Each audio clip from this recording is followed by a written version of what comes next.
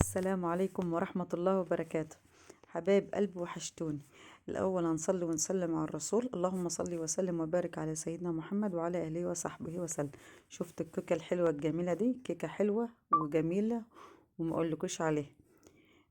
معايا 3 بيضات، معايا كوبايتين دقيق، كوباية لبن، كوباية سكر، نص كوباية زيت، معايا بيكنج باودر، معايا فانيليا، معايا واحد فروت.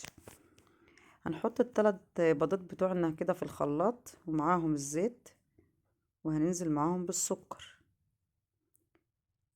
وكوباية اللبن. معلش وقعت بقى كوباية اللي ننزل بالسوائل الاول كده، وننزل بالسكر ومعانا الفانيليا،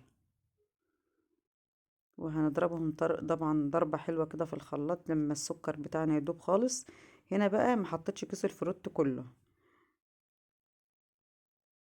عايزه تحطه كله عادي برضه، والله مش هيعمل حاجه، بس انا محبتش احطه كله، يعني شلت منه حاجه صغيره. انا اضربه كده وانعمه خالص.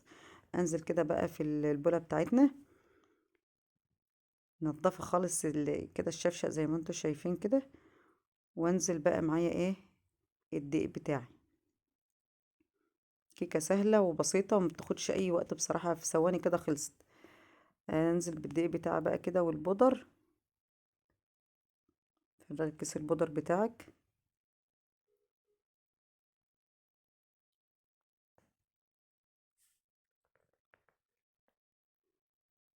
اضربي خالص. لو انت حسيت ان هي يعني خفيفه، عايزه لسه دقيق، حط دقيق. انا حسيتها ان هي تقريبا كده يا جماعه عايزه دقيق، بس هي ما شاء الله كده حلوه معايا. شوف هنعمل ايه بقى.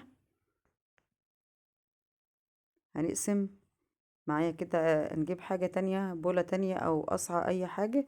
هنقسم الخليط بتاعنا، نحط عليه معلقتين كده كاكاو خام مر. ماشي. حبة صغيرين. انا هنا مقللة الشوكولاتة شوية عن الابيض. هنا حسيت ان هي تحتاج تبقى ماسكة شوية، حطيت معلقتين لبن بس كده على ده، على الكاكاو. اقلب بقى كده، هتلاقيها معاكي تمام ومظبوطة زي التانية بالظبط. بالمعلقة كده احسن لك، عشان تشوفي هتبقى ماشية معاكي المقادير عاملة ازاي. كده خلاص. مقاديرك كده بقى معايا مظبوطة. شوف هنعمل ايه. انزلي كده حبة حبة، مش كل الخليط، افردي كده في الصينية زي ما انت شايفة كده. انا الابيض معايا اكتر من الشوكولاتة. شوفي بقى بشكل عشوائي كده، انزلي بالشكل اللي انت عايزاه. شوفي زي ما انتوا شايفين كده. هنزل حبة من الابيض، حبة بالشوكولاتة، لغاية ما نخلص الكمية بتاعتنا. نزلت بالابيض الباقي كله.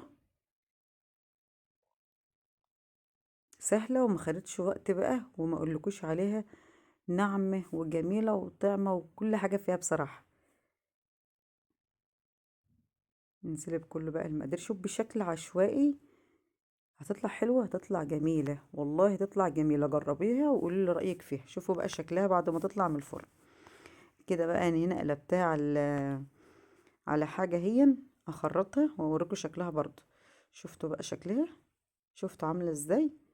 لون الرخام الجميل ده كده، وطرية والله وناعمة، ما اقولكوش من حلاوتها. خلصت في ساعتها. شوفوا زي ما انتوا شايفين كده، طرية جدا. بقولكوا يعني حاجة جميلة جدا، يعني حاجة طعمة قوي بصراحة. ده كده بقى الشكل النهائي بتاعنا حبايبي. يا ريت تدعموني باللايك والشير، وشكرا لحضراتكم. شكرا حبايب قلبي.